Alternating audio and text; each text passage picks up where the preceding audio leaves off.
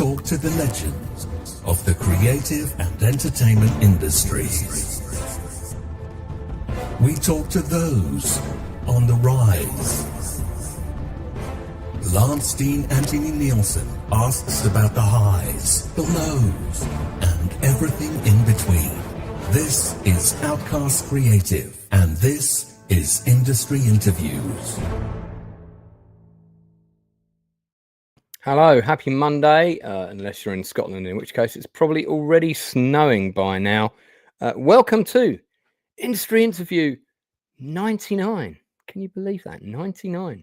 We're one away from 100. Interview 100 will be on Wednesday at the same time as this. But this is interview 99, which is the next most important one.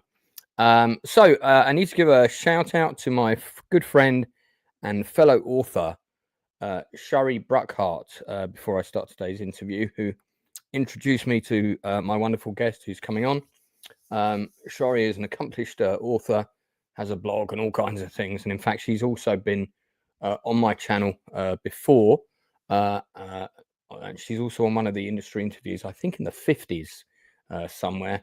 You'll have to check back. I need to create a big list for people so people can find them easily. But you can check out her interview. It's also on the channel. Good to see DJ Play Nice in the chat. Good to see Rachel Percy Art in the chat. Another independent creative. Wernie Spoons is here. A few other people tuning in. Guys, if you haven't subscribed to the channel already, please do so. We're growing quite fast now.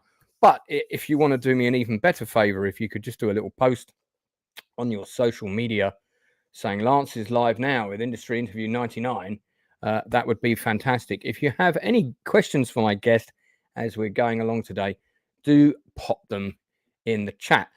My guest has been an author, a screenwriter, like myself. She's also worked in stage production. She's also worked in film production. So we've had kind of quite similar careers in a way. Although, unlike her, I haven't been a model in Europe, at least not yet. I'm going to add that to my resume before I hit 60. So without any further ado, Karen Essex is in the house. Welcome. Oh, thank you so much for having me, Lance. I've been so excited to be here and be on your podcast. I was so excited that I washed my hair. I can't give any greater signal of enthusiasm. I did the same to mine. Normally stick straight up, which is why I've got a hat on. So fantastic. Well, contrary to your name, I'm just going to let my guests know now that Karen is not an Essex girl. Her surname just happens to be Essex. Karen was actually born in New Orleans in Louisiana. So she's an American through and through. But we're going to get to all that. So as I've told you, as with my other guests, I have a series of quick fire questions that I like to ask people to get a sense of the cultural impact that media had on you when you were growing up, and also just kind of in your general creative journey. So, as always, my first ever question is, can you remember what movie you saw on the big screen when you were young?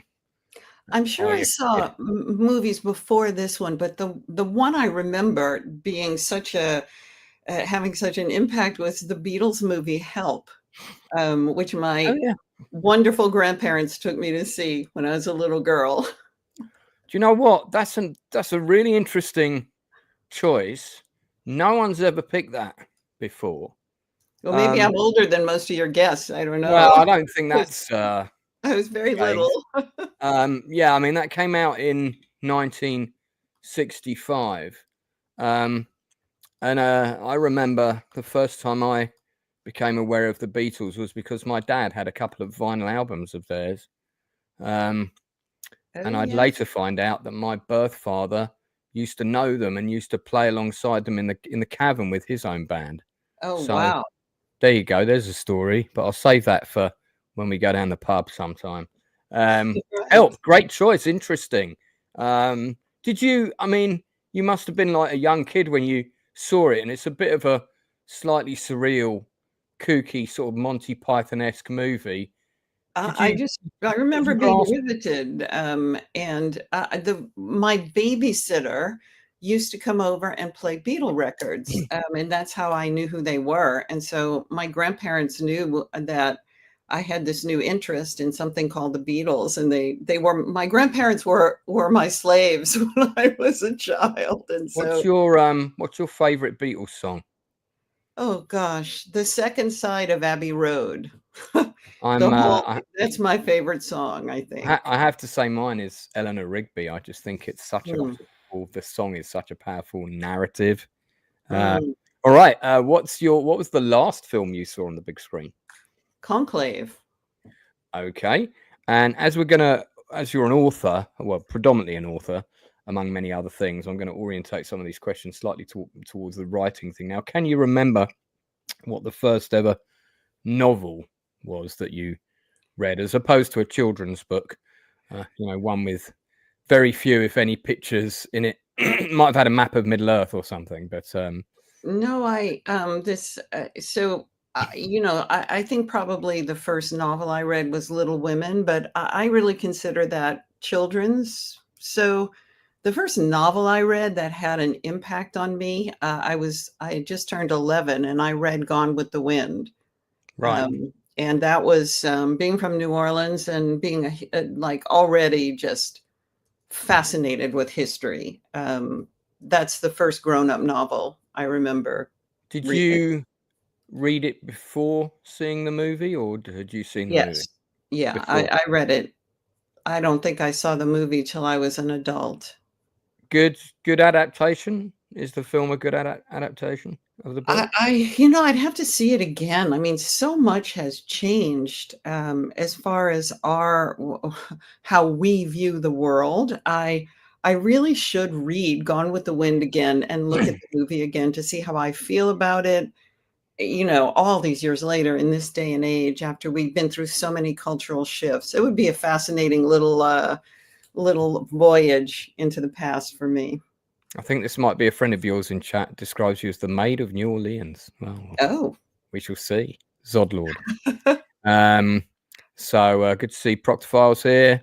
Good afternoon, guys. Currently at work, but I'll be listening in. That's what I like to hear. So, okay. Is there a writer out there now? I mean, it may be somebody who's still alive. It may be not. But a writer whose books you would go on to read, who would inspire you, perhaps, or who you would look up towards? Well, I can tell you that my writing heroine, with an E on the end, is Iris Murdoch, your fellow countryman. Judi Dench played her in the movie. Yeah, I think probably she influenced me. Well, I can't really say that because I read a lot of books and wrote before I became completely devoted to Iris. But I think probably as far as contemporary or writers who were alive at the same time as me, it would have to be Iris Murdoch. Yeah, because I mean, The Philosopher's Pupil and The Unicorn, probably two of her sort of most well-known works. Yes, and The Sea is probably my all-time favorite. But that combination of philosophy and just brilliant characters and kind of ruthless fiction. Well, you answered my next question, which was going to be, do you have an all-time favorite sort of standout novel? So that would be it, I'm guessing. It might be that. Yeah. Do you have, I don't know if you watch a lot of television, but since the year 2000, has there been a TV drama show or miniseries? So it could be something that just had one season, 6 episodes, or it could be something that had 6 seasons with 13 episodes a season or whatever. But has there been one show where you've gone, oh, the writing in this is pretty good. This is keeping me interested. I want to watch the next episode. I care about these characters. I'm very invested here. Has there been a show like that for you? And if so, what? I think I was, until the last few episodes, a major Game of Thrones fan. And we could go down such a rabbit hole on that one.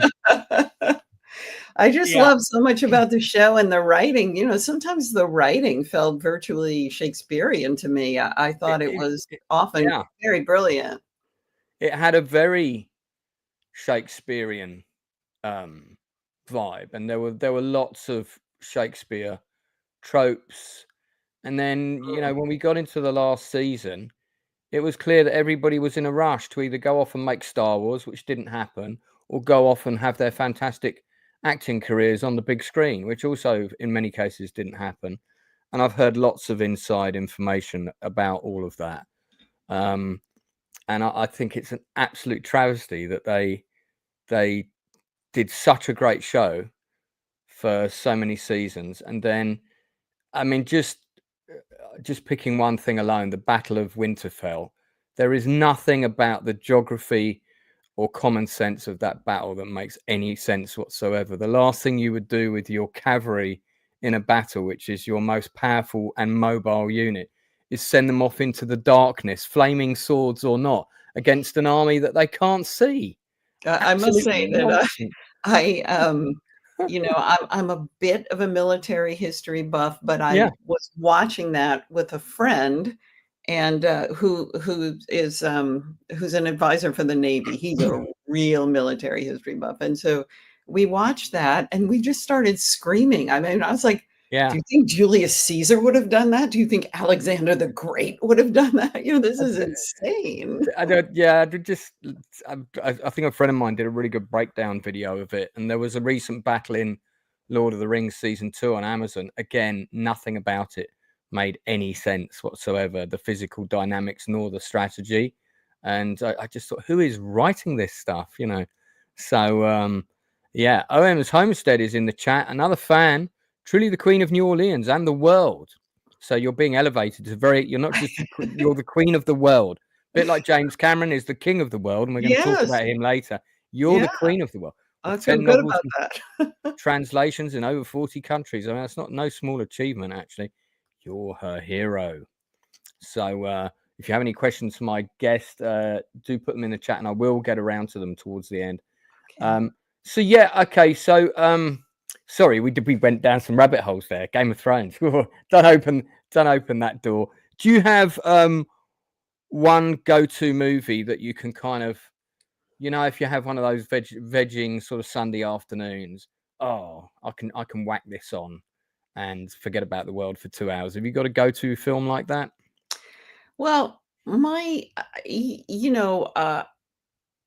go-to film is not really something that will make you relax and feel good about the world, because it's The Godfather Parts 1 and 2. Oh no! Do you know what? That would be a good Sunday choice for me. I mean, yeah. I thought you were going to say Schindler's List for a minute, so Oh, no, no. I thought you were going to go very dark. But I mean, yeah, another I sort can of see that. a happier choice would be, when my daughter was growing up, we used to watch a lot of rom-coms together, and for Sure. whatever crazy reason, her favorite movie when she was a kid was French Kiss, and it's just not available for streaming because of all these weird rights issues. And so Right. recently, I bought a DVD of it, and we're going to find a player somewhere and watch it together. Do you know what? Don't underestimate having physical media, because Yeah. I've got a pretty big DVD and Blu-ray collection. I've stopped buying them now, but and just the other night I was like, we're going to do a special on Munich tomorrow evening, all films that have covered the Mhm. events of the Munich Olympic Games. And I thought, I need to watch the Steven Spielberg one again. Let me check if it's on Amazon. Yes, it is, £3.50. I'm Mhm. sure I've got a physical copy of this, and I did, so I didn't have to pay for it. So there you are. Okay, quick fire questions over. Let's get into the life of Karen Essex. And there are many doors to open in the life of There are Karen many Essex. doors. Which door do I open first? I mean, let's go back before I get into writing, which will kind of be the meat of what we're going to talk about today. Just let's talk about some of the other career choices you made, because you initially, as a teenager, you I think at university and stuff, you got involved in theatre and costume design and that sort of thing. you want to Yes. just sort of talk about your initial aspirations there? Well, when I was a child, I wanted to spend a lot more money on clothing than my mother wanted to spend on it. And so I decided to learn how to sew. And my parents let me take the bus to the home of a nice Swedish lady who taught me how to make clothes from scratch. And so at 11 or 12, I started designing and making my own wardrobe because my mother just didn't want to shop at those stores where I wanted to buy things. And so I fell in love with the theater just, as a performing art, not as, I never wanted to be an actress or anything, but I was in love with theater and live performances. And so in college, it just seemed like the way into that world was in costume and set design. And so my most of my focus was on costumes because that was something I already knew how to do. And then if you combine that with costume history, which is history, it just seemed perfect for me. And I mean, you did do a bit of costume stuff on film. Am I right in thinking I did. you worked on The Return of Josie Wales? Was that one of I yours? did, I did. Yeah. I did a lot of, so post-modeling, I did a lot of, stylist work on commercials and, some still photography shoots, but a lot of commercials, things like that. And then I went to Hollywood, and I mean, this will tell you, this is my dark side. So I started observing and getting to know a lot of very high-end costume designers, and I thought, oh my gosh, this is a world where I will work my fingers to the bones, and I will actually never have any money. So, Yeah, I can relate. I can relate to that theory. Certainly oh, experienced it. and Oh my there god. there on the screen is my old friend, the late Michael Parks. Yeah, I was going to ask you about that because he was an actor and producer who had been around a long time, and I think he was one of those people that kind of didn't really get the plaudits until quite late. Yeah, People really appreciated who he was and what he'd done, and I can't remember somebody cast him as a sort of grizzled sheriff in something. I don't Um, remember the show, but I mean, I think his profile as a younger actor, had everything to do with his personality. He really liked being an outsider. He didn't want to be Clooney or Brad Pitt. mm, To cast Michael, this will tell you everything. So to cast Michael when he was a younger man, he lived either in like Carmel or Monterey. I think Carmel. And if he didn't have a phone, and so if you wanted to speak to him, you had to call the pub down the road. And so then they would go get Michael, and then he would return the phone call. right. Well, was that like right up until the last years of his life? He still didn't have a phone, I didn't, this was a long time ago, so the right? like 80s, and I didn't keep in touch with him till the end of his life, but that was definitely, I guess, yeah, it was still going on in the 80s and probably 90s. I mean, that's just who he was as a person. I think he was a really interesting character, and I mean, you got to design some costumes for him, which must have been. But I think also, yeah, he always struck me as someone who didn't sort of bite into the Hollywood gravy train, if that makes sense. Did not. Like, he never Yeah, moved from Carmel. He might have got a cell phone at some point in his life, but he didn't want to be, part of that. I think he just wanted to keep his identity a little separate from that. But a yeah, great actor and totally dedicated. yeah. We did a stream about North Sea Hijack, which is one of my favorite Roger Moore movies outside of him playing Bond. And Parks is in that, and he plays a gay terrorist in it, which is, quite an interesting role for him. And yeah, you should watch it because his performance is, he steals the movie, I would say. I will, and I don't know that movie, so I'll have to look it up. Yeah, it was released as Folks with 2 Fs in some countries, North Sea Hijack in others. I'll send you the link for it and make sure you've got it. I mean, during that time, you then also ended up working for Blake Edwards, I believe. I did. Yeah. Tell us how that came about and sort of the position you held and what your job entailed. So I get to Hollywood. I work my fingers to the bones as a costume designer, and then I decide, you know what, I really need to learn other aspects of production if I want to really get ahead in this industry. And so I started being an assistant to anyone I could find, and I ended up working for what was then a great boutique agency for actors. It was called McCart Orrick Barrett. And for people who don't know who Betty McCart was, if you look at the miniseries The Offer, which is about the making of the Godfather movies. Produced by my friend Dexter Fletcher. All right. He produced it, and he directed the first, I think, 2 episodes. So certainly the first episode he directed. Well, it's absolutely brilliant. And, for the Godfather fan, it was just candy. And Betty McCart was the assistant to Al Ruddy for the entire time he was making those movies. And so much later, I ended up being Betty's assistant to her and her partner, Mary Orrick, who were just these fabulous sort of, I would say, grand dame, like 50-year-old, successful, cool, just great role models for me. And I worked as their agent trainee. And I knew I didn't want to be an actor's agent, but man, it was just an amazing look at the whole industry. I remember they gave me contracts and said, read these, get up to speed. And I read the contracts and I went back to them and I said, these contracts must be wrong. They said, why? And I said, well, because everything's in favor of the studios. he said, welcome to Hollywood, kid.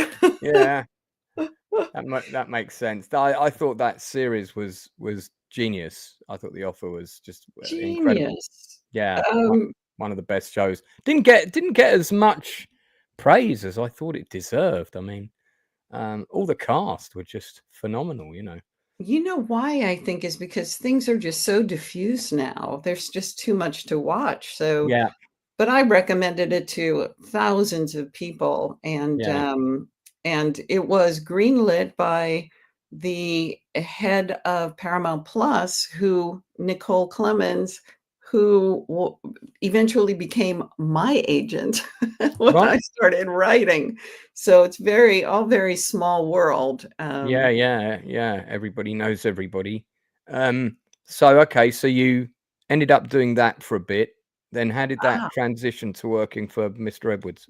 So I was at a party, an industry party, and started talking to this fascinating human being named Jonathan Crane, who, there aren't that many classically educated people in Hollywood. People are very, very smart, but they don't really strike up conversations about, Plato's Republic. And, no, Jonathan was just like so really type A and really intense and really wanted to talk about, the symposiums. And we just took to each other, and he was president of Blake Edwards Entertainment. And he was then starting also a management company as part of Blake Edwards Entertainment. And I told him what I was doing for Betty and Mary, and that, it was a fascinating world. And he just decided that I had to come work for him. And so I did. I went to work for Blake Edwards Entertainment, and as a manager producer, we Jonathan signed John Travolta and Howie Mandel and all these big people, and so he was the main manager, and we would go out and set up projects for these stars. And that was just another amazing learning opportunity. And at the same time, I got to know the great Blake Edwards. And this was much later in Blake's career, right? He had already done all the big movies that we all grew up watching, and Pink Panther, and those kind of things. Breakfast at Tiffany's, Days of Wine and Roses, and just he was such a there was never he never considered himself, oh, I'm a comedy director, or I'm a drama director. He was very ecumenical in his tastes, and he was so cool. He was just a wonderful, brilliant man who was really generous to us. Yeah, there's a pretty good photo of Blake Edwards here on a set of quite a little personal film of mine that I watched recently, The Great Race, with Jack Lemmon and Peter Falk. Oh, that's a great photo. And that was inspired by the Wacky Races cartoon, I believe, that movie. Yeah, whilst working for Mr. Edwards, what would you say was the biggest takeaway, learning milestone that you picked up? Well, I'm sure there's more than one, but yeah, I mean, working with Jonathan was different than working with Blake, because Jonathan taught me how to handle talent, because he was the manager, and so I learned a lot about how to talk to actors and writers and directors. And mind you, at this point, my own ambitions in the industry were to be on the other side of not to be a writer. I always wrote, but I was thinking that I would just kind of climb the executive ladder. So from Jonathan, I just learned how to handle talent, and from Blake was the talent, and it was learning creative freedom and also dedication. I mean, one night he would just stay late and talk to me or whoever was around. And one night I asked him how he got the idea for Victor Victoria, and he said, well, I like to just pull old stuff out of the I don't know what, the archives, and that was based on some 1930s German comedy that he just happened to come across and look at. And what I learned was that he was an artist at every moment of his life. So he didn't go home and have a few drinks and chit chat. He went home and he looked at old movies. Right. Yeah. Never stopped learning and being inspired. So that was a big one for me. I think many a person in a biography has mentioned a night at Blake Edwards's house watching old movies on a theatre projector. I seem to recall that has come up in quite a few books that I've read. I mean, talking of sort of contrasting characters from one director, Blake Edwards, there would also come a time where you would write you'd be commissioned to write a spec script for James Cameron. Do you just want to talk to us about that, and maybe also what were the contrasts, because these are two very different people? Yeah, very different. And I see Leroy Peters has asked, what is James Cameron like? Yeah, I knew that question would come up at some point. Yeah, that's a big question. Again, what he does have in common with Blake Edwards is 100%, or even maybe more for Jim, dedication. 100% dedication to what he is doing. He He has a reputation for being very tough, but I have to say he was always incredibly kind to me. Actually, not just once, but twice in my career. He was one of the first people I met in Hollywood when he was the special effects guy for Roger Corman, the Foreman. famous B-movie filmmaker. Yeah. And somebody said, you ought to go talk to Jim Cameron. He just knows everybody. And so I just, called up and made a, like, meet me. And he's like, great, come by, we're doing this and that. And I went to where they were shooting and we talked for a long time. And he actually sent me to someone who then sent me to someone who gave me my first assistant to a producer job. And so, and then like years later, I show up in his office because one of his executives had read one of my scripts and said, oh, we ought to get this woman to adapt Anne Rice's book, The Mummy. She's from New Orleans. She knows Anne Rice. She's written these great spec scripts. So I show up in his office and he remembered me. It was like, he was, and he was totally present when you were in the room with him. Right.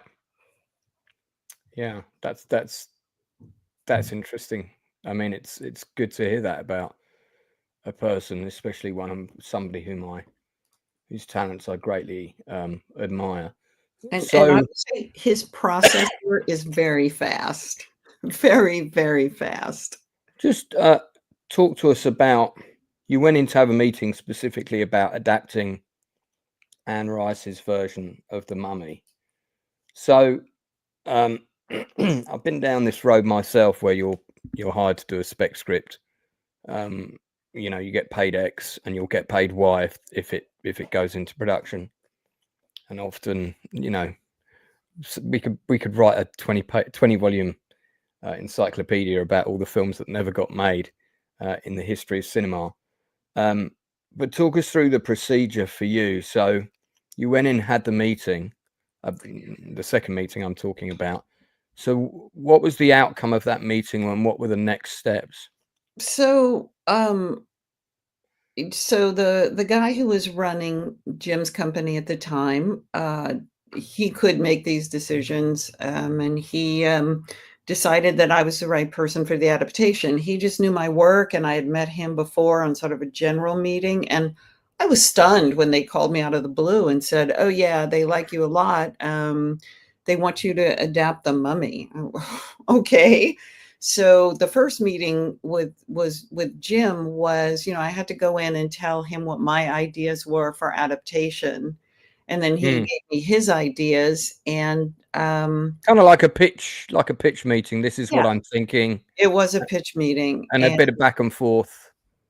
Yes. And then we still, at the time, his company was at 20th Century Fox, which was not Fox Disney yet.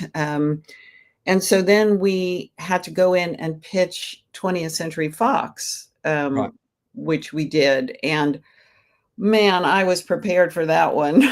I made this was before, pitch decks or anything. Yeah. Nobody was doing this. I brought in all my massive photos from Egypt, because I had already written the Cleopatra books and I had spent a lot of time in Egypt. And I brought in my photos of Egypt and I really put on the dog for that pitch. And so, of course, between Jim's name and my pitch, the deal was made. And I did the adaptation. And here's the story of my life, Lance, as a screenwriter. I write things and I get paid money and everybody says, this is absolutely amazing. This is great writing. And then they don't have yet to be made. So yeah, I've been through it so many times myself. Just sticking with this project between okay, let me go back to the Fox meeting first.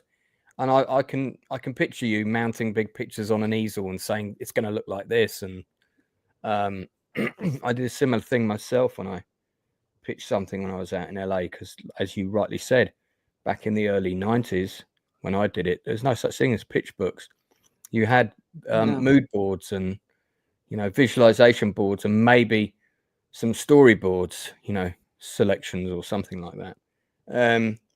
So how many execs in the room for that meeting? I believe there was just one and her development assistant. So she is a VP of Fox and her Okay. development person and probably somebody to take notes. I don't remember. I had visions of you walking in and there's like 8 people behind a big table, That has happened. That has Sure. happened, but not in this case. And then when you went away to write the script, having done the pitch, it's greenlit for you to, do draft 1 of the adaptation. What was just talk us through the process. The first thing you did, how long it took until you gave it back into Jim's hands and said, here you go, first draft done. Well, all this is contractual. So I think I had maybe 8 weeks to write the adaptation. Okay. And which I did. I was already familiar with the book. I mean, I had read everything Anne Rice had written, 3 times. And so I was already familiar with that. And we had decided to make this female archaeologist the protagonist. And I was cannibalizing my Cleopatra books a little bit because Cleopatra as a mummy is a character in the books. She's not a mummy in my book. She's a living, breathing ruler. But in the Anne Rice book, she's a mummy.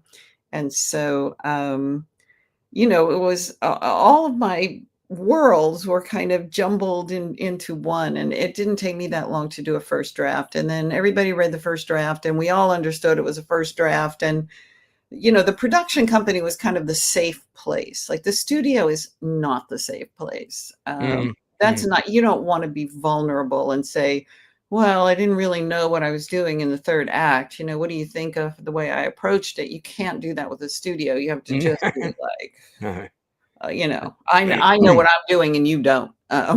Yeah. But so the production company was a safe place, and everybody read it. We talked about it, and then I did all the drafts, the changes that we wanted, and everybody at the production company was pleased with it. And then they submitted it to the studio, and then there was like dead silence. And then this is another Hollywood story that I'm sure you've been through. Everybody who's ever written in Hollywood has been through this. The 2 executives at Jim's company who loved this project were hired away to other companies. Yeah. And so then suddenly, Jim has gone off into, I'm now obsessed with Avatar. And his executives who love the project are gone. And so the new executive, of course, wants to bring in his own projects. Yeah. And so sadly, it's on the back burner all of a sudden. Yeah. So then my mummy script just kind of went the way of all other wonderful unproduced screenplays. So did you ever get any feedback from Anne Rice on that version that you adapted? Did she read it? I don't know that she read it. I don't know. I really don't know. I think Anne, had at the time had already been through, she was for a while in a public feud with the people who made Interview with the Vampire. So I remember that story very well, actually. Yeah. And she had, this was like a good 10 or more years later after that. So I think she had just sort of, I talked to her a lot about it during the writing, but I think she had stepped back from, I don't want to say giving a damn. Of course, you always care passionately, but I think she had just, had more of a hands-off kind of feeling. Yeah, kind of, okay, you can buy the rights. See Yeah. you later, and we'll see what happens. Yeah. Enjoy. not get emotionally involved. I do remember that the thing that sticks in my head, and I don't remember much about that time period, but the thing that sticks in my head was she was very upset about the casting of Tom Cruise as Lestat, or Lestat, however you pronounce the character. And yeah, and she took out a full-page ad in Variety saying why he shouldn't be cast and all the rest of it. And I can understand why she would have had misgivings about him, because he was kind of all-American, totally wrong for the role in terms of what he projected in his films up to that point.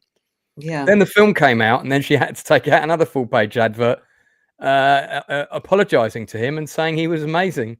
So I thought that was very good. I thought that was very big of her to do that.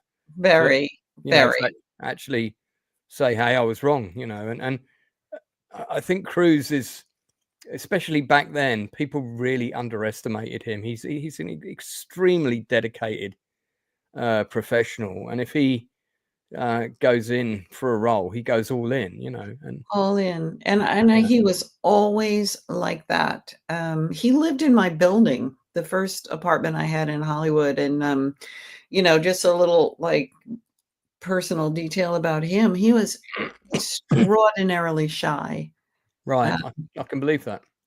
And so, I mean, I just see him hanging out around the pool. And I told him how much I thought he was amazing in Taps. Like, he stole the show. Yeah, and that's a great film. I remember telling him at the pool, Tom, I just saw, and he was just like so shy. That was just before his career really exploded, because right after Taps, right after Taps, he did Risky Business. Yeah. And Risky Business, I think, got him Top Gun. And then, boom. But Taps is a film that a lot of people don't remember. It's one of the last great performances of George C. Scott as well. Yes. Because he wasn't around that much longer. But it's probably Timothy Hutton's finest hour. I think he's really, really good in it. Yeah, he was really good as well. Someone is asking, isn't Anne Rice deceased? Yeah, she is. Yeah, she passed away, I think, about 7 years ago, maybe longer. Yeah, I have no sense of time anymore since the pandemic. So it was probably more like 7 years, though it seems like 3. But well, let's we can talk about movies and the film industry all night, quite easily. But let's go into your writing novels. Now, my understanding is, by the time you decided to write your first book, you'd already done a few screenplays. Yes, I had, my transition to writing was first as a screenwriter, because I was in that world. And I wrote like a couple of misbegotten episodes of Northern Exposure with a partner that never got made. They hired us and loved us, and then they didn't make our episodes. And then that was preparing me for the rest of my life. And then I know, I get it. People I don't think people realize how often that happens. It's far more common for the benefit of people watching than you would think. I mean, it's very common. There's twice as many things that get commissioned that never get made than there are that get made. Probably 3 or 4 times as many. I think it's my guess would be it's about 80-20. Yeah, that's probably more accurate.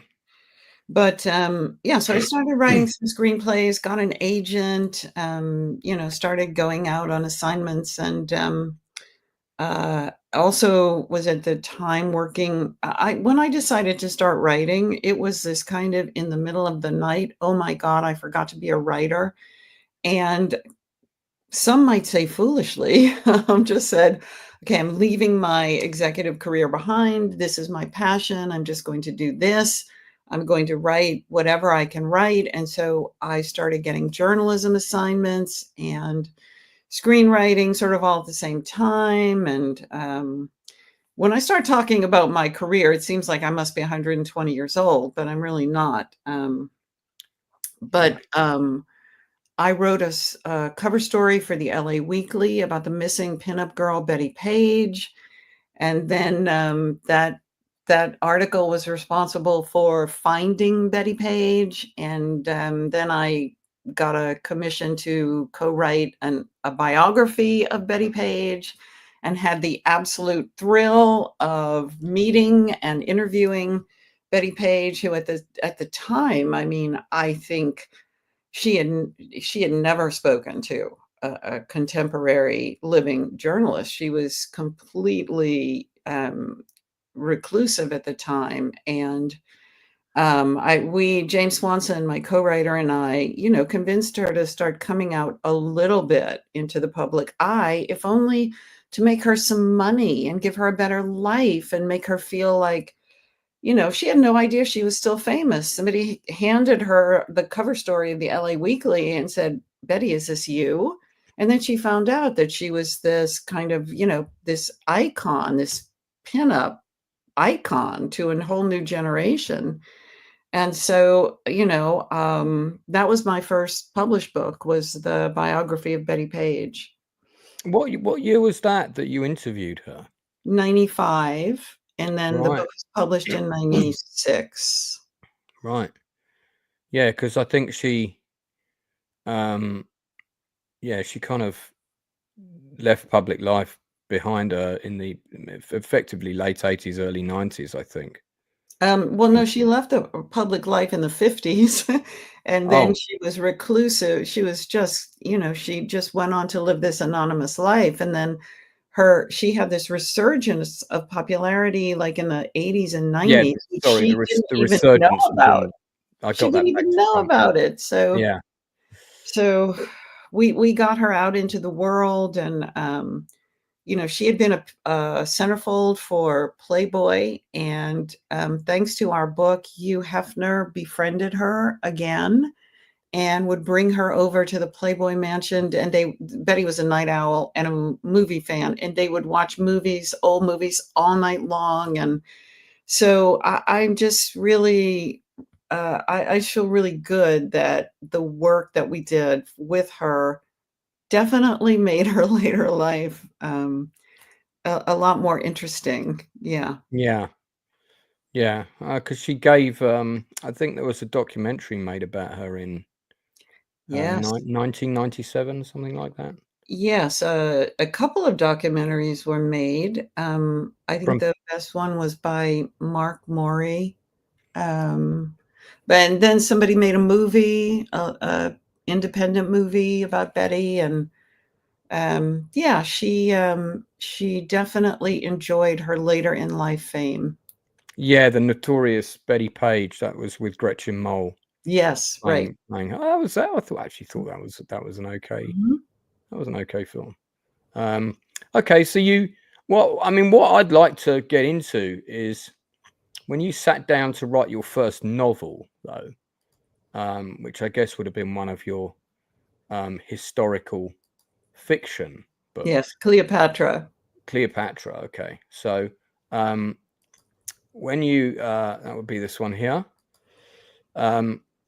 When you first sat down to write this, I'd like to hear about your approach, because you did this in the same order as myself. I'd done screenwriting for many years, and in 2017, after the failure of a film project, I thought, I've got this idea for a book. I've been procrastinating, and I think this is also around the time that everything was changing in terms of you could write a book and you could put it on Amazon, you could do it yourself, you could cut out the middleman, all of that stuff was happening. And I thought, okay, the time's now. So I applied some of the stuff I applied quite a lot of stuff that I learned from screenwriting, but I was definitely blundering around in the dark a little bit in terms of how do I write this novel. And there was a lot I did by trial and error. I know this has obviously got some historical milestones and beacons for you to sort of latch onto, but are you a plotter and a planner? Did you do a big breakdown of the book before you dived in, or one day did you just get on the computer and start writing? What was your process? Well, I mean, I'm a little crazier than most people, and I guess I share this with James Cameron or Blake Edwards, but when I go in, I go in. And the genesis of the whole idea was that I was thinking about going back to graduate school, wasn't sure what I was going to do, started reading women's history and gleaned that the real Cleopatra had nothing to do with the Cleopatra in the public imagination, this fiction of this just sort of Elizabeth Taylor, bosomy seductress, who was the downfall of two Roman men. And so I was talking to a friend, the writer Michael Gilmore at the time, and I said, I've just learned this about Cleopatra, and it's just fascinating to me. And I said, God, it would make a great book. And he said, well, do you know a writer? And so I decided that I was going to write this book about, fiction about the real Cleopatra. And I started researching it and realizing that while I had a really good schoolgirl knowledge of the ancient world, I was no expert, and the research was so vast that I decided to enroll in an interdisciplinary graduate school so I could do my research with the right scholars. And I did at Vanderbilt University. And so I spent a few years in the Vanderbilt library, because at the time, researching on the internet was really not a thing. I mean, it existed, but you couldn't trust anything. And so it was all library work. And this would have been I'm guessing this is around the early 2000s. Is it something like that? It was the late 90s. Right. Yeah, that's when all the research was done. And then I thought, well, it would be disingenuous of me to write this without going to all these places where she actually lived. So I spent, another year going to Egypt, Greece, Rome, Turkey, and walking in her footsteps so that I could and that was the most important thing almost, because when you do a lot of academic research, if you want to write gripping fiction, you have to put a lot of that aside and just make a narrative that people are going to want to turn the page for. And so, but being in that ambience where she actually lived, that was very illuminating. Yeah, I mean, seeing the pyramids, for example, not a place I've been myself. I love Greece. I've been to many an ancient site in Greece, so I get that when you walk in the footsteps of giants, so to speak, in these places, it's very evocative for you as a writer. And she was Greek, in fact. I mean, she was African in that she was born on the continent, but she was the last in the line of the Ptolemaic rulers. They had ruled Egypt for 250 years, the Ptolemies, and she was the last Ptolemy, and they were the descendants of Alexander the Great, who was, of course, a Macedonian Greek. And because they were an incestuous dynasty, they never married outside of the family to keep the bloodlines pure. And so Cleopatra was the first Ptolemy to break that tradition by partnering with Julius Caesar and Mark Antony. So it was, it took me 7 years to research Cleopatra. There was the recent Netflix show. In fact, you and I briefly spoke about this before, when we were first introduced, on Cleopatra, which caused a huge uproar, because you had people coming on, not the most qualified people from what I can recall. I might be wrong about that. As some of the guests on this, it was a sort of pseudo documentary with a lot of reenacted scenes and an actress, great actress, playing her. But there were people coming on saying, "Oh, my grandmother said she was black, so she was definitely black," and all this kind of thing. There's no definitive proof to say that, from what I can tell. In fact, all the proof is to the contrary. Am I wrong? If you just look at the history, there and listen, I think I may have told you this off camera at some point. Yeah. Back when I started researching this, if Cleopatra had looked like Grace Jones, I would have been really happy. But the history, and we have 250 years of it. The history is that the Ptolemies never, they had lots of bastards for sure. But Mm, if Cleopatra had been a bastard, you would be sure that the Romans would have pointed that out. And they said yeah. every bad thing about her except that. So, Right. she was the ruler, She was royalty within that bloodline, basically, which was yes. what you would call a secluded, fairly fortified bloodline, for want of a better phrase. Yes, I mean, Um, her mother was either Cleopatra 5 or Cleopatra 6, and both of those women were, royal Macedonian queens.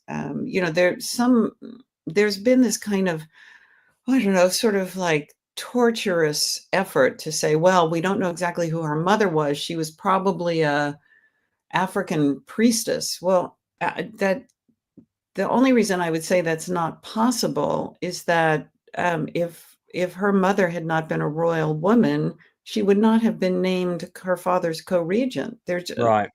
not a female Yeah. bastard? No, Yeah. there's no Just would not have happened in way. that No way. time period under that No. culture. How do you physically describe her in the book? I mean, do you take on the issue of her, skin tone and appearance, or do you leave that more ambiguous? I leave it pretty ambiguous. I mean, I think I describe her as just sort of like what my Greek friends look like. I Stunningly attractive. no, she's good. No, I sort of Yeah. make the point.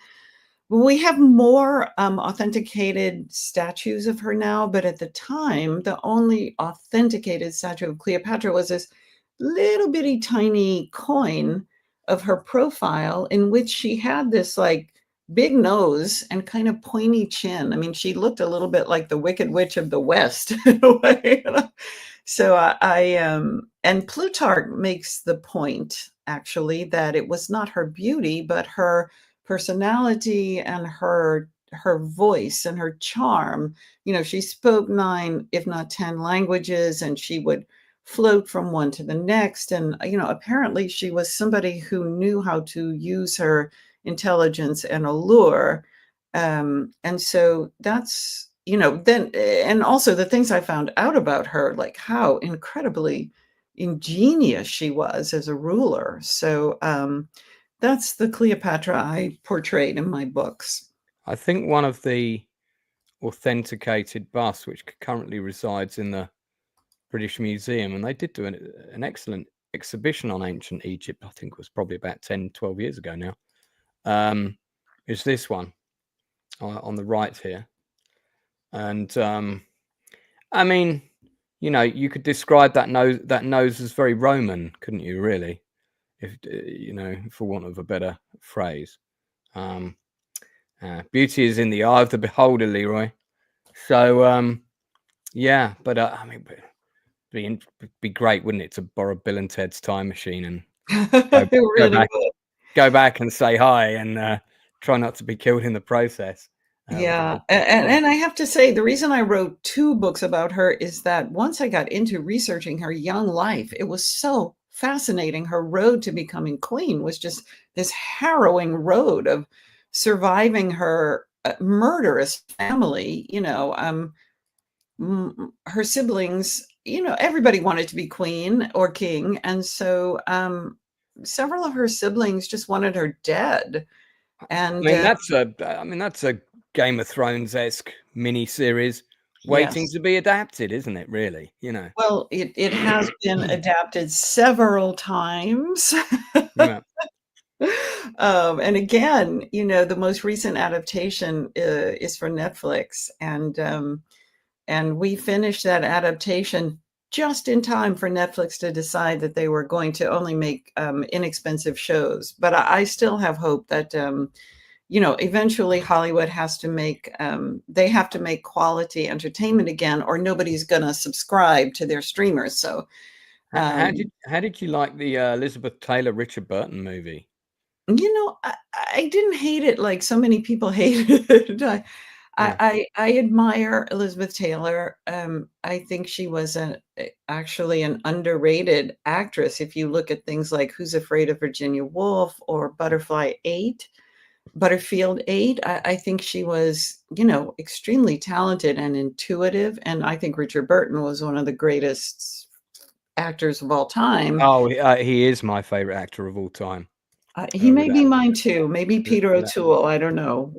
Toss up, but so I didn't hate it. And I felt that even though the screenplay was just incredibly long and clunky in a lot of places, I felt like the writer yeah. tried to at least, follow the sort of Plutarch, Suetonius kind of histories that were available. So I think it was a very what's the word? Sort of genuine effort. But I suppose it's one of those epics of its time that focus maybe a bit too much on spectacle and not enough on narrative. Yeah, I mean, I can say that, as a historian myself, that massive Cleopatra's entrance into Rome would never have happened. Cleopatra went into Rome, her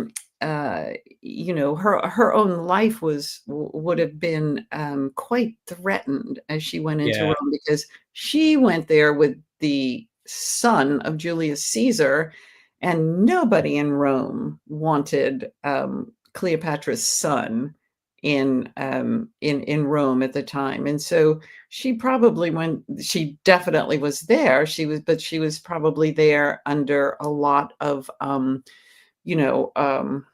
protective. She had massive bodyguards. She would have been under the watchful eye of Caesar and his men, and so there would have been no spectacle. In terms of your first book, that covers the period of her life from sort of when and what age until what age?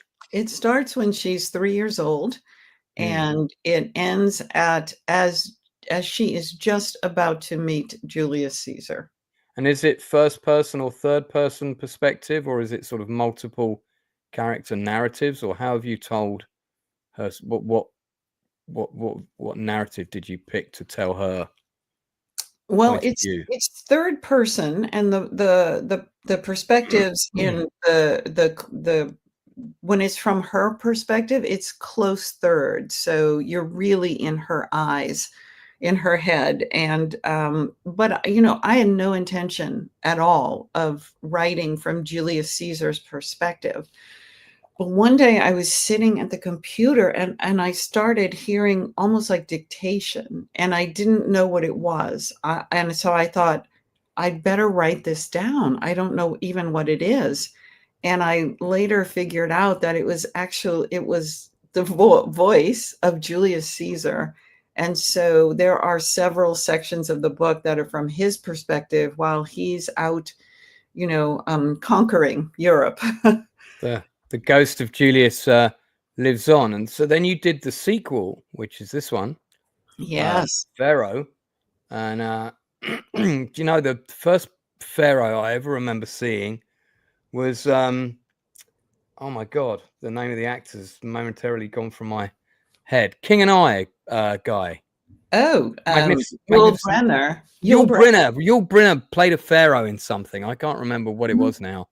But he was strutting around with his big Pharaoh hat on, and that was on one Sunday afternoon. And I always remember going, "Oh yeah, man, that's the guy from King and I. He's a Pharaoh now."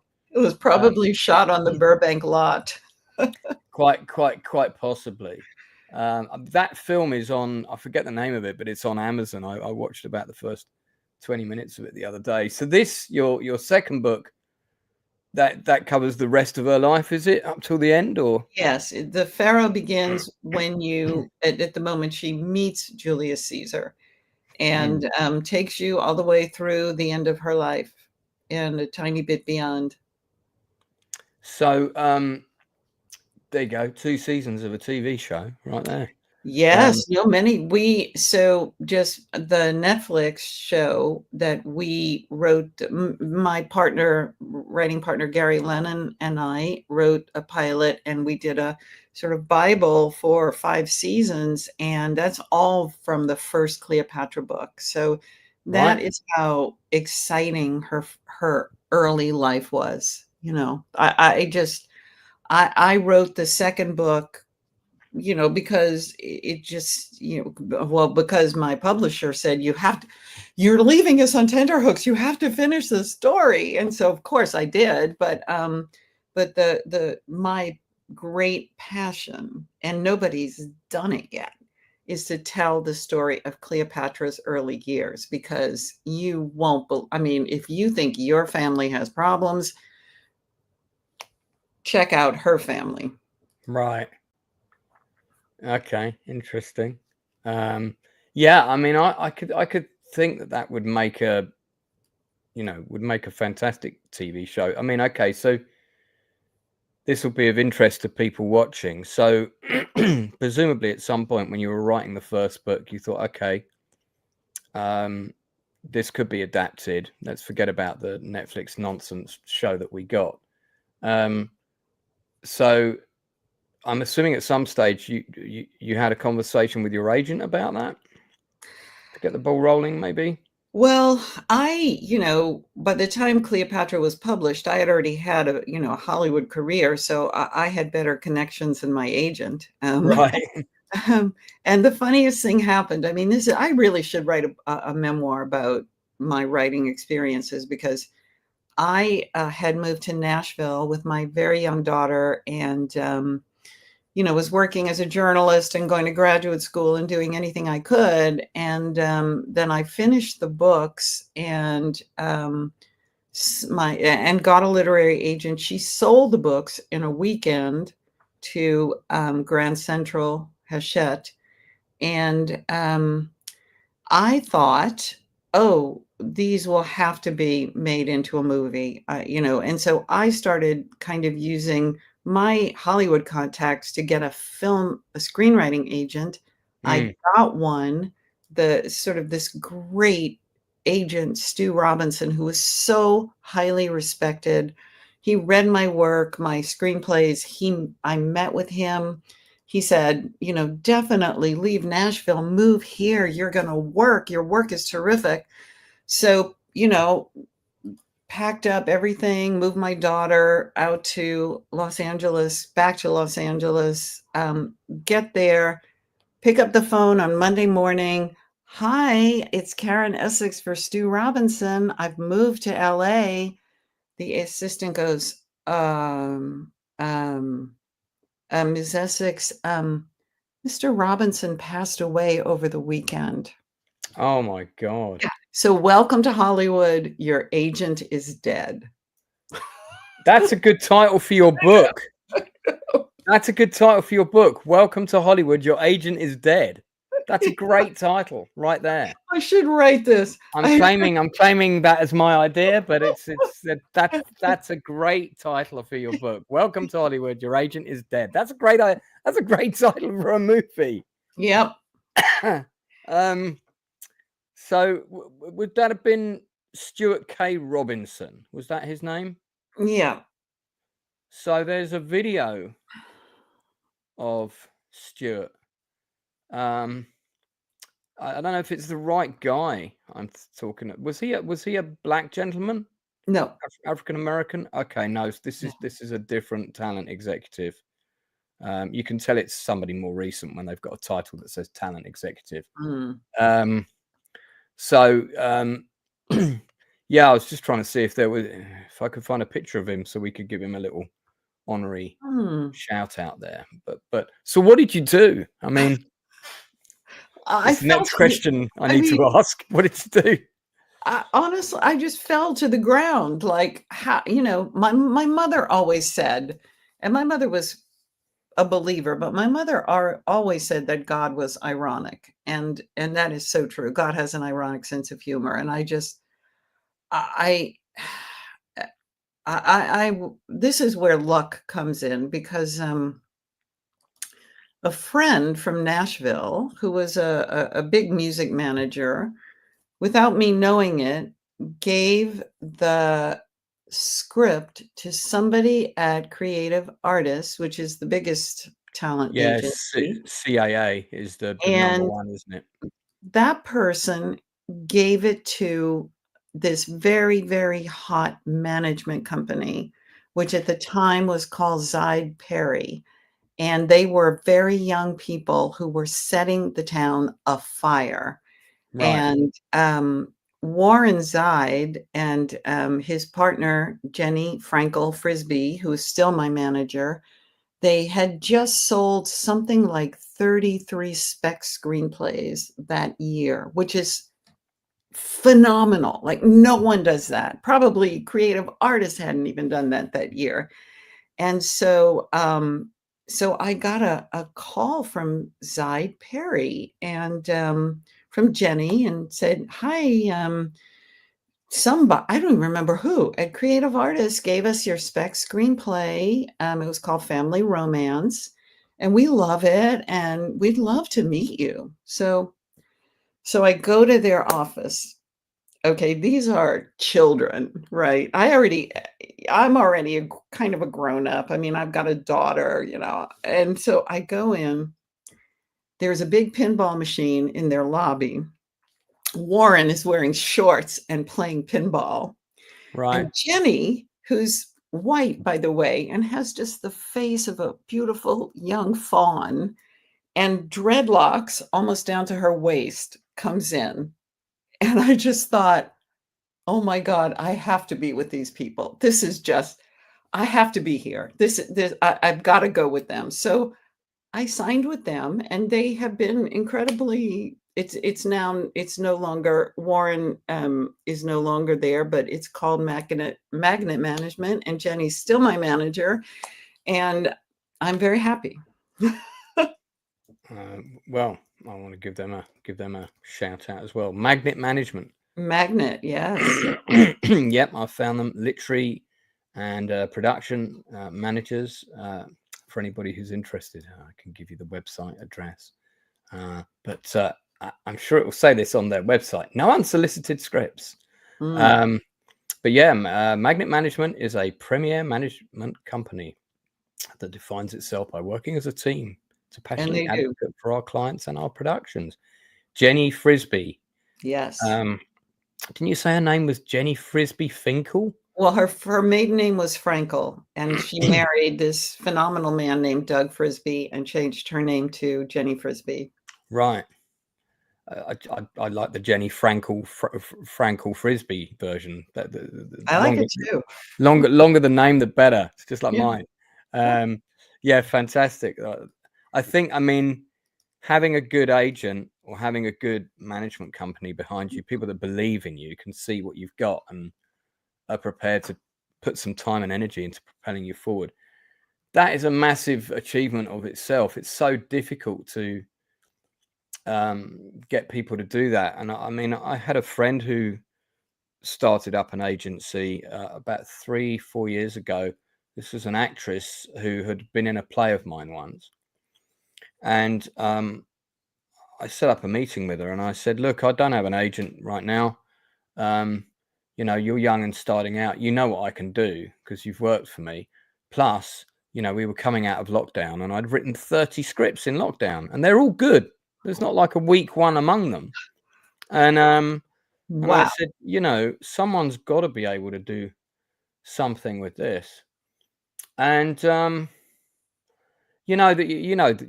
been in the trenches a while. The standard response, the standard blow off response is, yeah, thanks for your interest, but we just haven't got the time to invest in you right now, or whatever. So, and I got that back from her without even getting a face-to-face meeting with her and her partner to show her all the stuff I'd done since I knew her, with no assistance from anyone whatsoever. And I just thought, God, what have you got to do? Sometimes, I'm not here saying, make me famous. I've got one script I wrote 20 years ago. And because people that are searching for talent, and there's a lot of people that say that they're doing that all the time, which I find a bit of a misnomer, but surely part of your job, especially if you're a good agent, is to identify people that are very passionate about what they do, and they're already working really hard to achieve those things on their own, which sounds like the story of your life in this interview. So I'm not surprised that these people took a look at what you've done and the things you'd achieved so far, even though you might not have had any, the screenplays might not have been made. You'd still done the work. Sounds like people were pretty pleased with the results. So I think you must have had some people going to bat for you in your corner. A lot. As I said earlier, Nicole Clemens, who was at the time an ICM agent, she's now president of Paramount Plus, but she was an agent at ICM, and she represented me. For all the years she remained an agent, and Right. she was just phenomenal. So there are great people in the industry. It's very unfortunately for you, you had this amazing outburst of material and creativity at a time, when after the pandemic, they figured out that, oh, people aren't going to just be sitting at home for the rest of their lives watching TV all day. We made too much stuff, and now the industry is in this contraction. But that's going to change too, Lance. It has to. It has to. They have to start, buying material again at some point. And so you got a lot of stuff ready. I think also there was, certainly in the last 10 years, I think there was a massive drop in quality in the kinds of films that were being made. And for feature films, definitely. Yeah, feature films. There was a lot of unnecessary social messaging. And I don't do politics or religion on my channel, but without getting into a big debate, we got a lot of films that were filled with crap where instead of getting X, we were getting Y. And I remember this last New Year's Day, case in point, I've got a multiplex, literally it's 750 meters from this apartment. I can walk there in 5 minutes. In fact, there are two. There's one in the shopping center and there's one at the end of the street that the shopping center is on. Quite unusual for the UK. There's 9 screens. There were 7 sequels on those 9 screens on New Year's Day. Seven sequels, 1 reboot, and 1 original movie. So of the 9 films on offer, those were the choices that major studios were presenting me with to try and get me to come back into the cinema. The last movie I went to see was Kevin Costner's Horizon Part 1. That was my last visit to the big screen. I mean, they've got to wake up at some point. The Marvel, all these movies aren't doing so well. They're the losing. Sequels and the franchises have been just milked to death. And so, if you recall, a couple of summers ago, they did Barbie, a huge, big commercial movie that women wanted to take their daughters to, and families wanted to go to, and grown-ups wanted to go just to enjoy and kind of, just be entertained for a little bit. And then they did the Barbenheimer. Oppenheimer, which was, I love Christopher Nolan. He's a serious filmmaker. I adore his films.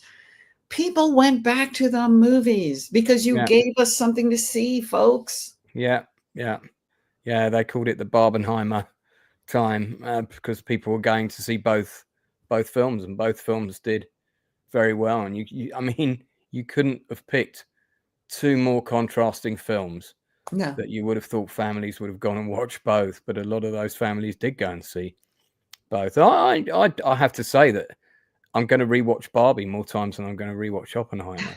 I think a lot of people feel that way. Just because it's so silly and such nonsense, but it was quite a lot of fun. It was a little bit of a toxic movie as well, but it was fun. It did make me laugh. It did make me laugh too, and I was so happy that for Greta Gerwig that a female director finally, made a billion-dollar movie. Wow, that's a real achievement. So let's hypothesize here. Let's say, never mind Netflix, Amazon have turned around and say, "Hey, Karen, we're going to make Cleopatra. It's going to be 4 seasons. Here's a ton of money. What would you like?" And you turn around and say, "Well, I'd like some say on the casting, please." And they say, "Okay, all right, you can be on any casting meetings." Who would you? You've got an actress in mind that you would stick in the frame. Let's say to play her as an adult. You'd obviously have a child actor to play her as a kid. That would probably be somebody unknown. But have you got someone in mind? I wish I did. People come to mind all the time, and then, because she's so young in my books, then they suddenly are, too old. Let's say this did happen a few years ago. I would have been beyond delighted with Zendaya. Actually, yeah. Nothing to do with skin color. I just look at that woman and I think, oh, she's a queen. I mean, she's riveting. Kind of Egyptian princess, can totally buy that. Yeah, she could really pull it off. I've met her in person. She must be stunning. Oh, unbelievably so. And I was on about my 7th free glass of champagne at the June premiere. So I just about managed to string a sentence together because I was so nervous, and just because she'd just done this black and white film in lockdown. They shot it in a house. And oh yes, I saw that. Like a play. It's the names of the 2 characters. I forget, Jules and Jim or something like that it's called. And I said, how many rehearsals did you have? And I just asked her a couple of technical questions about it. And I just said, I really liked it. I thought it was really, really good. But yeah, I mean, her mum and dad were there, and her mum is a formidable looking woman. And I thought when I first saw her mother, I thought her mother was her bodyguard. I thought she was her bodyguard, and that was obviously not the case. But I wish I'd known that these 2 people were her parents, because I would have said, God, you must be really proud. Yeah, I would love to have had a little chat with them. Well, I say that all mothers are their children's bodyguards. Well, I mean, and why not? That kind of level of fame at that age is. I mean, Timothée Chalamet was there as well, and he was just like a kid. He was walking around like a skateboarder kid with this kind of like all colourful hooded top on, and and I chatted to him very briefly, and just like a really sweet kid. And they made me feel so old. I felt ancient. Did you see A Complete Unknown? Have you seen it yet? Yes. Oh, with Chalamet playing Bob Dylan. Yeah, I have. I wasn't too sure about his singing in it. I thought his performance was good, but I wasn't too sure about because it is him singing, isn't it? It's Timothy singing. Wasn't sure about his rendition of the songs. He's actually a better singer than Bob Dylan. Like technically, I think he's actually a better. Controversial statement, guys. You heard it here first. Not, I mean, who doesn't love Bob Dylan or admire him and all that? But there were times when I heard Chalamet's voice and thought, oh yeah, no, he's right on pitch. And Bob Dylan, right on pitch. I don't know. Well, I mean, funnily enough, I say, I wasn't sure about him singing Bob Dylan, but I haven't sat down and played a Bob Dylan record in probably 10 years. So I'm not really very well qualified to make that comparison. I'm going on kind of nostalgic reflection, which may well be completely inaccurate. So don't put anything in what I say regarding that. So I mean, we focus very much on the 2 historical fiction novels that you've done. Well, I've done 5. Well, sorry, I was going to say, to complete that sentence, in the Egyptian historical narrative, but you also did Essex Girls and Essex Boys. And funnily enough, I mean, just by virtue of those titles alone. That's not me. Is that not you? Oh, sorry, that's Karen Bowman. I do apologize. Let's go. But you did do an Essex. Was that not you? You did do an Essex book, I thought. Nope. Oh, let me get back to it. My apologies. I'm getting my wires crossed. Let's go back. I wrote a vampire book. Let's go back to your website, which is a better place to look. Leonardo's Swans was very successful. Yes. Tell us about that. Forget everything else I said. Just as far as sales go, Leonardo's Swans is in like 30 languages. It was a runaway bestseller in Italy, which I have to say was one of the high points of my entire life. Because I didn't think one Italian person would read Leonardo's Swans, because there I was, co-opting their culture and writing about them. And then when the book became a bestseller in Italy, that I just thought, oh, okay, I can almost die right now. But Leonardo's Swans, I was just lying on the floor of my office one day and I pulled this book off the shelf. I was not looking for a book to write. I had written and published Cleopatra books, done all the publicity. They were in my past. I was writing screenplay after screenplay for different studios. And I was just lying on the floor of my office, like exhausted. And I pulled this book off the shelf and it was about Leonardo da Vinci.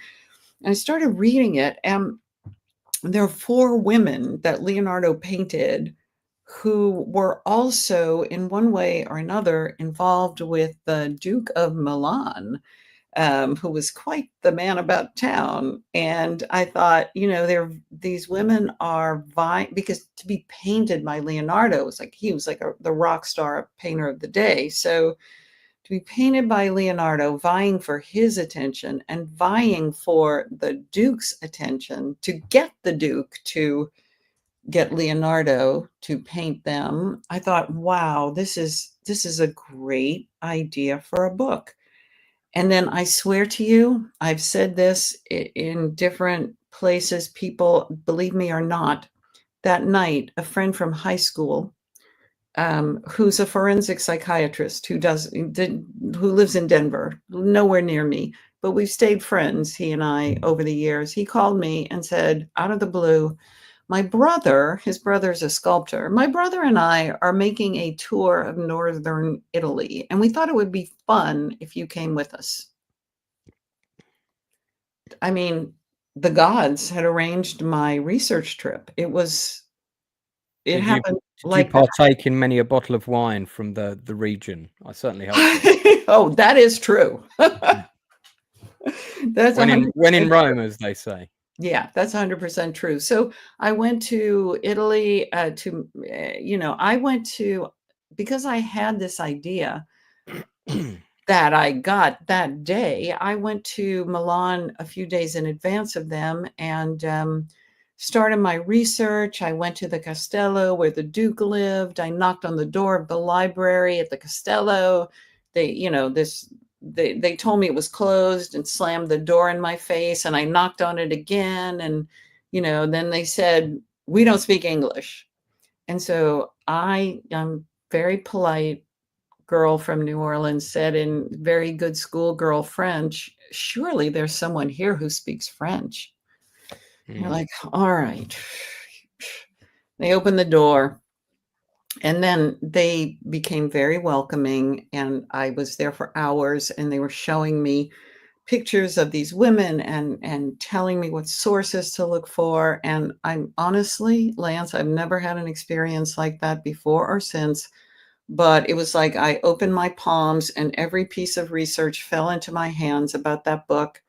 I wrote it in like a trance, and I sent it to my literary agent. She sold it in a amazing preemptive deal, like just in a few days, and the book became a big bestseller. And it was honestly was like a gift from something. It was just really an amazing experience. Wow. I mean, sometimes you get that. I had a similar thing with my ex-partner who told me about a story of an African football team who were all killed in this plane crash on the way to this qualifying game. And because we just watched this film, We Are Marshall, with Matthew McConaughey. I don't know if you're familiar with the movie. And sort of turned to her and said, "Oh my God, I've got to write a film like this one day about something like that, with that kind of emotional power." "Oh, you've got to write a film about the Zambian copper bullets," which I don't want to go down too big a rabbit hole, but that led to that conversation, which led to me researching it a bit like yourself, which, suddenly you hit almost like a seam of gold, a seam of creative gold. And it was almost like these nuggets. That was one of the fastest scripts I ever wrote. It was, it was one of those times when it was written as fast as I could type it, which sounds a bit like you with your trance-like state. Suddenly, oh my God, this is a story I've got to do. I've got to do this now, It was 7 years to get that first Cleopatra book out. And I was simultaneously writing a story about King Kamehameha of Hawaii that was for Sony, and The Rock, Dwayne Johnson, was for him. And that was a huge saga, and I had to go to Hawaii to research that. And I should not have been writing a book at the same time. But I mean, if I can point something out to like the people listening, I know a lot of people are either in the industry or want to be in the industry. And I would say, if you had to ask me, what's the one thing you did that made you successful? It was that I always took risks. Like if I really, I don't always believe in myself, but I try to summon that confidence. But I was always able to just make myself take risks. And they weren't easy because I had a child and, and no trust fund. So, but I think risk taking is such a huge component of success. I would agree. I mean, I personally love writing out of my comfort zone. I'm kind of, one of the things I struggle with now is obviously, it's great that everybody's having a go at everything, but I one of the things that drives me as a writer is to learn about cultures and topics that I'm going to do that I haven't tackled before. So, if I'm going to write a spy thriller set in the Cold War in the 1980s, then I'm going to research that story to the hilt in the same way as I would research what was happening in this country in Africa, who the Zambian copper bullets were, how the plane crashed, and how the team came back to win the African Cup of Nations, 10 years later, or 15 years later, which ultimately became the main story. So I'd learn everything about that, what food these people ate and so on and so on. That's part of a writer's job. Now I find if I take a project like that to somebody, hey, let's make this film. It's I'm not perceived as the right person to have written that script, which I find quite frustrating and quite difficult, because researching is part of what I do. I don't know whether you've got any thoughts on that. I have many thoughts on that, and I think that's dive in. It's a difficult subject, I know, but I think I think that's changing, because I don't have this is just an intuitive, like, I feel the shift.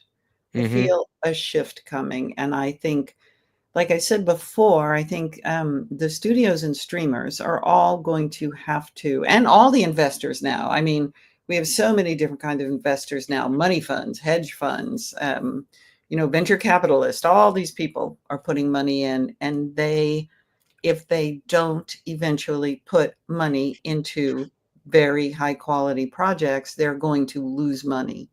I think, box office failures are just legend right now. I mean, so I think our time as real writers and real researchers, I think it's swinging back. I think you know, you'd mentioned before about we went through years of people you know, preaching to us in movies, and Yeah. most people want to go to the movies because life is hard. Life, you know, human life is difficult. It's not getting any less complicated or easier. And so we want to just like indulge in some wonderful fiction world, you know, that we can just sink into. We don't want people to tell us that we have to be good, and we just don't want that. And I think we're now realizing we don't want that. And so I think entertainment is coming back, and it's especially, there's a story today in The Ankler, which is, you know, the big Hollywood newsletter now, about a cameraman who, a cinematographer who wasn't getting any work in the U.S., and so he got a visa and he's moved to the U.K. because that's where all the work is now, all of a sudden. So I think, you know, you might, you maybe you're in the right place at the right time. Well, fingers crossed. You said you went to the library in Costello. Is that right? Yeah, the library. There's the, you know, the Castello, which is where the Duke lived, and then there's a library that's part of that compound, and it's Was it got this? all of Was it? these Was it treasures. this one? Right. Was this the door that you? That's the door. Yeah. See, some of my research is correct. That's the door. You could just imagine it being slammed in my face. Yeah. Yeah. Costello is a really beautiful town in Italy, and somewhere I'd really like to go. And it's not. You know, you've got the big, the big draws, and I've been to Rome, and I've done Naples and Milan. Not Milan. No, that's right. The one. What's the main town in the north? It's Milan, It is Milan. Yeah. which Which is associated with fashion and all of that. I did the square there and everything, but a lot of the smaller Italian. I haven't been to the city of Turin, which I always wanted to do because of the film The Italian Job. But I'd love to go to all the small ones. A lot of Americans do not go to the town of Ferrara, but it is just a magnificent town in the Emilia-Romagna. And the food is, the Italians say that that's the best food in Italy.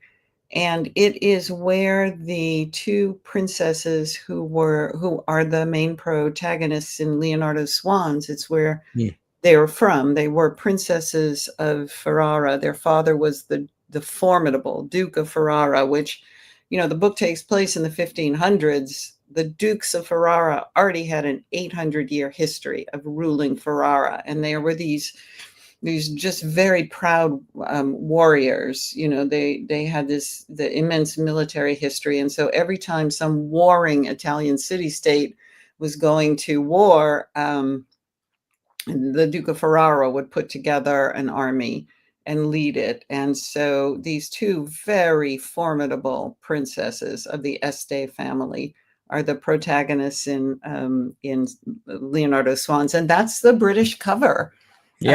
Of Leonardo's Swans. This is amazon.co.uk. So if you're in the UK and you want to pick up a copy of Karen's book, this is the one to look for. Has there ever been any offers of adapting this? Sounds like another one that would make a good movie or a mini series, maybe.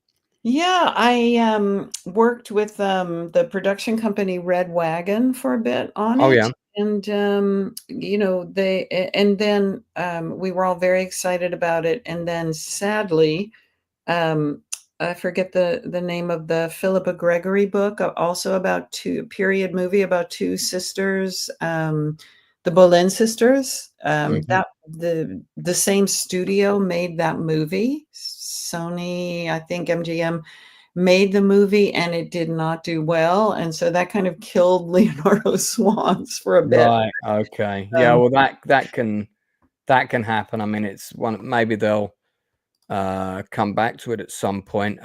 Wormy Spoons is intrigued by your vampire novel in the chat.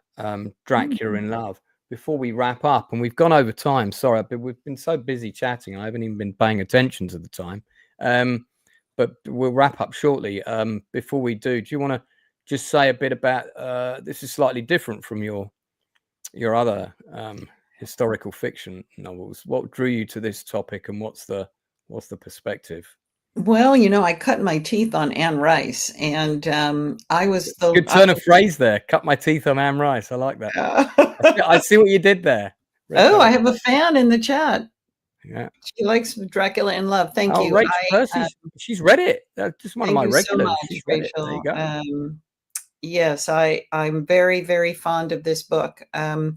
I, love Anne Rice. I was the little girl racing home on her Stingray bike to watch reruns of Dark Shadows. So I've been a vampire fan all my life. I one day, this just occurred to me, like I was thinking about Bram Stoker's Dracula, and I love Bram Stoker's Dracula. But the Mina character, the Mina Harker character, I always thought there's so much more to that character than what Mr. Stoker brought to us. And so it occurred to me sitting at my desk that Mina would have a supernatural history of her own. And that's why she so fascinated the vampire Dracula. And so I just started researching. Bram Stoker's mother was from Sligo in Ireland, and he was raised on all of this Irish lore. And so I decided that I would rewrite the vampire tale from the perspective of Mina. And it's Mina telling you the story of her own supernatural background. And that's the book, and I'm very proud of it. And again, it was, we developed the book. Oh, no. You're going to have to listen to, I don't know how to turn it off. Anyway.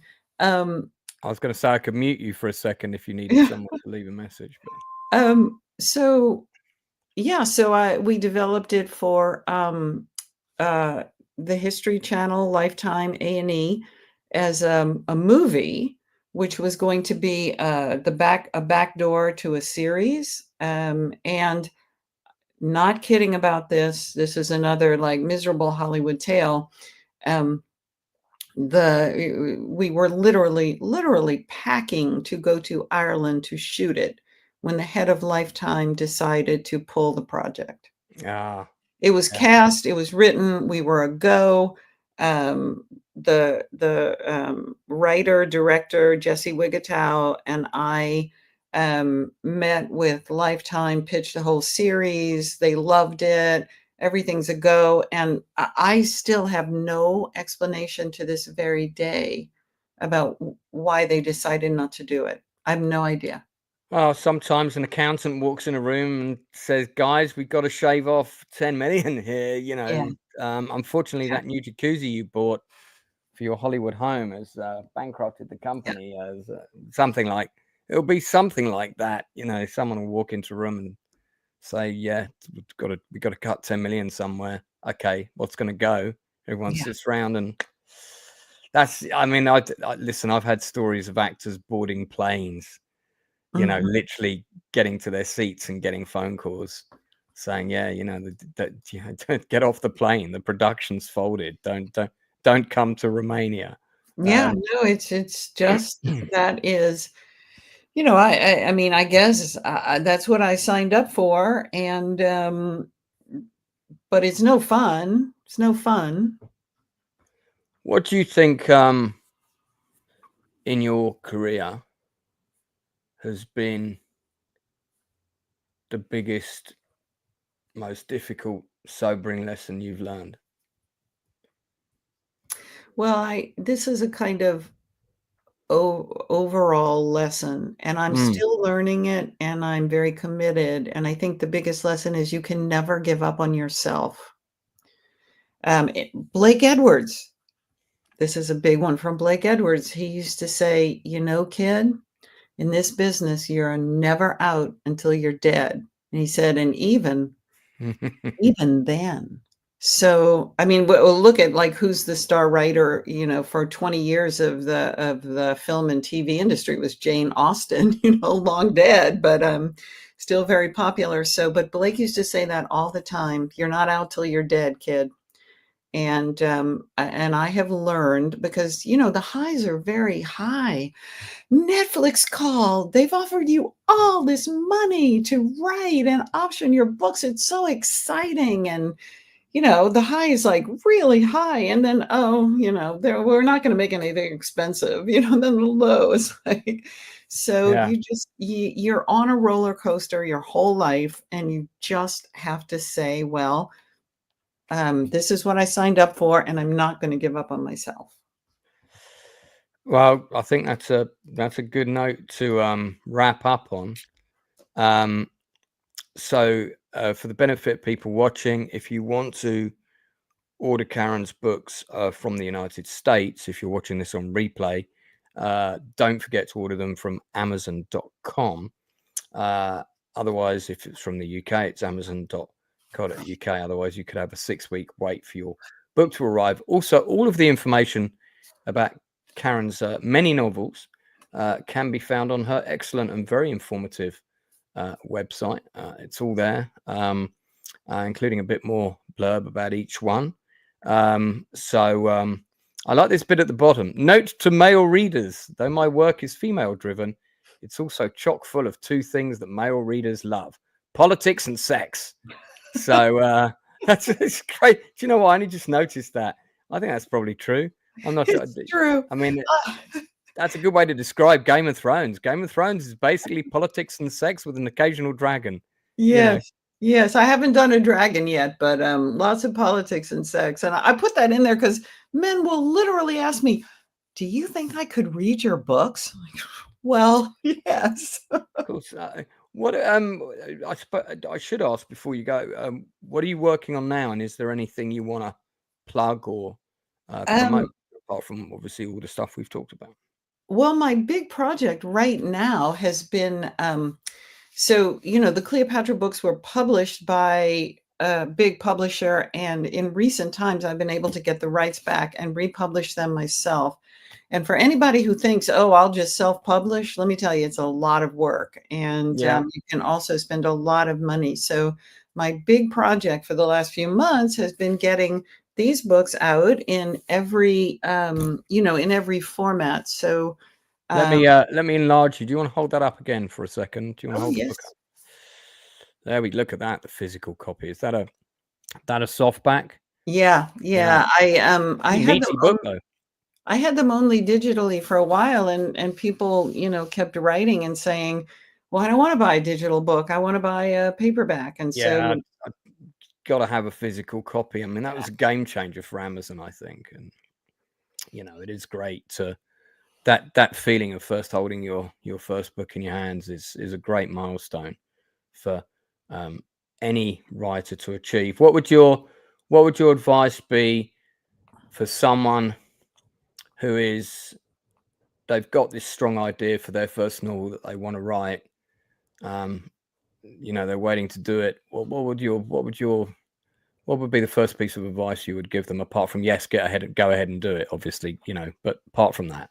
I would say, you know, you cannot think creative work into being. You have to actually sit and do it. And so, you know, the great writing teacher Anne Lamott says you have to allow yourself the shitty first draft. And that is probably the best writing advice anyone has ever given. You just have to have the freedom to just do it. It's not going to be amazing. Just do it. And then if it's a novel or a piece of fiction, or you get into a writing group with people you trust and show your work. My friend, the great nonfiction writer, Bruce Feiler, always says, you don't become a professional writer until you let people see your work. So you get into a writing group, don't show it to your family. They're going to tell you that you're a dreamer and you'll never do it. So keep your family out of it.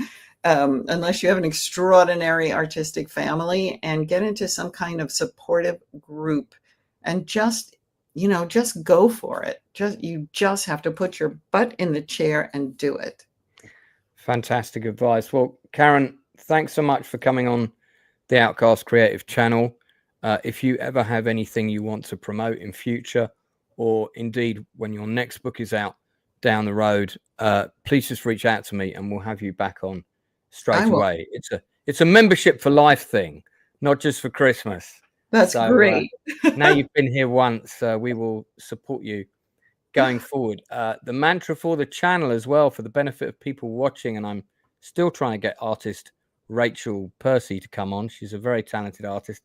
We are here to support other creatives. You might be designing your first board game. You might be creating your first house music single. You might be putting on a play somewhere really obscure and you're worried about ticket sales. Anything we can do to support you, we will. We'll get you on and we'll talk about your play, book, film, game, whatever it may be. We are here to support creative people. Similarly, it is also very useful, very insightful to veterans of the industry like Karen and people at every level in between, above and below and so on. So if you're a veteran of the industry that's worked in any of the disciplines, I'm always interested in interviewing people. I just want to say one thing. Please. Everybody who's listening, please go to my website and sign up for my newsletter, because there you go. offer a lot of advice in my newsletter, not just writing advice, but a lot of life advice, financial advice about confidence, etc. So please sign up for my newsletter. I don't bug people. It's once a month. There you go. And it doesn't cost you anything, and it's lots of free advice. So 12 times a year, get the insights of Karen Essex, everything from financial to balancing your work-life workload. Probably one of the most difficult things to do in this career, I would venture. Karen, thanks ever so much for coming on. My joy. Thank you so much. For those people not just for me, but for what you do for all the creatives that you support. Thank you. I enjoy doing it very much, as I have been one pretty much all of my life, and not as successful as I would like to be. But if I can be successful in helping other people, that of itself comes with a big reward. We've got Interview Industry 100 on Wednesday, so it's just 2 days away. We've got the Nielsen ratings tomorrow night, where we're doing a special on. We're going to be talking about other stuff we've watched, but we're going to be talking about Munich because the film September the 5th has just come out. It's absolutely fantastic movie. So we're going to talk about that. We're going to talk about Steven Spielberg's film from 2005, Munich. And we're going to talk about the 1970s production, 21 Hours at Munich. So all three films that have covered that topic tomorrow night at 10 o'clock. Then, same time, Wednesday, 8 o'clock, I have got actor Jason Fleming and Will Jordan, who's a successful writer, but also one of the #1 film critics on YouTube, coming in. And this is a reunion of Industry Interview 1. So Jason and Will were both on Industry Interview 1. So for 100, we thought we'd bring them all back together. And we're going to talk about some of our favorite films in particular genres. So thanks, everyone, for tuning into the channel. Don't forget to like and subscribe. Do check out the other content, the other interviews. Karen, you've been an absolutely fantastic guest. I'm so glad we were introduced to each other. And don't forget what I always say, do check on the people that you care about, pick up the phone and tell them that you love them once in a while. Never mind all this texting nonsense. People never pick up the phone anymore. You can hear that someone was trying to call Karen tonight, so someone's already listened to my advice. That's it from us. I'll be back tomorrow at 10 p.m. UK time. Until then.